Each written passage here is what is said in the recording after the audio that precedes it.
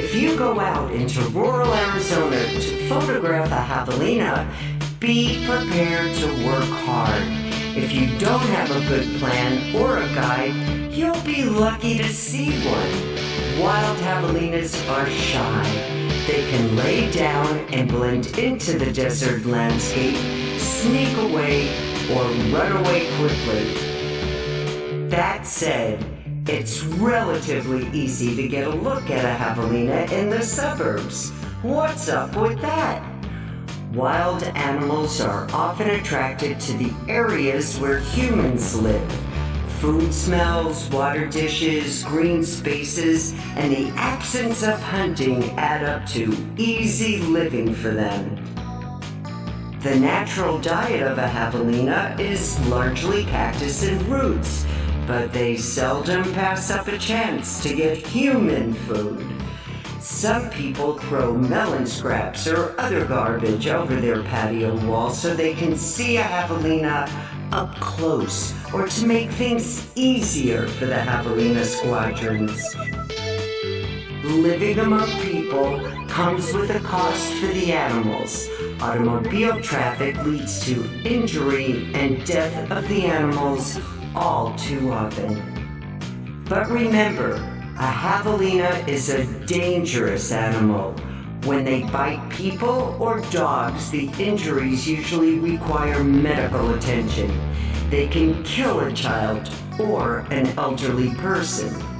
If you're feeding a squadron of javelinas, that's not fair to your neighbors. Plus, it's unethical and illegal.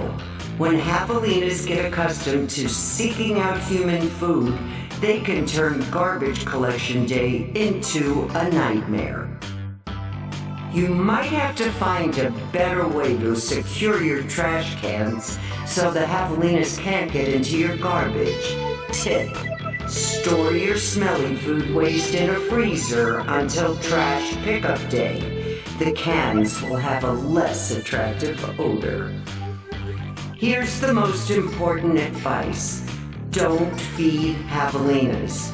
Don't put birdseed on the ground or give javelinas access to garbage, garden plants, or anything other than the foods they are meant to eat in a natural desert. If you see javelinas eating foods they shouldn't, do something about it and don't let it happen again. Javelinas will remember where they found that food for years. If it means you can't feed birds without feeding javelinas, stop feeding the birds. If you want to see or photograph a javelina up close, perhaps a camera with a telephoto lens or a pair of binoculars is a better alternative to tossing your table scraps out in the desert. As for making their lives easier, you could put out a water dish or enhance the natural habitat to give them better places to hide and sleep.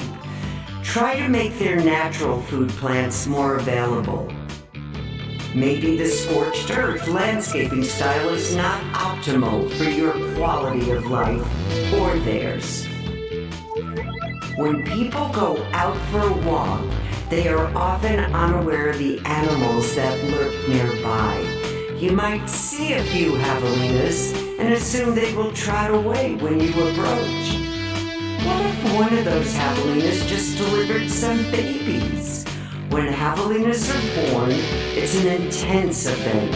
They gather to guard the baby and won't scamper away when people approach. A javelina infant must stand to suckle, but sometimes the baby will be too feeble to stand. Members of the group will be focused on trying to help the baby get upright. If you get close, you will be in danger.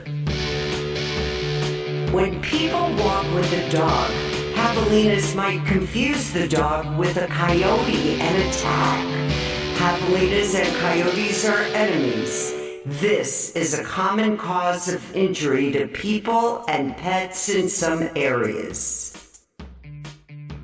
Every time a person and a javelina get close to each other, It's a training exercise, since both the javelina and the person might learn something. The javelina will stand its ground or move away. If you are approached by a javelina, chances are someone in the neighborhood is feeding it. That person just put you in danger. Thanks, buddy. In short, when you see a javelina, stay back.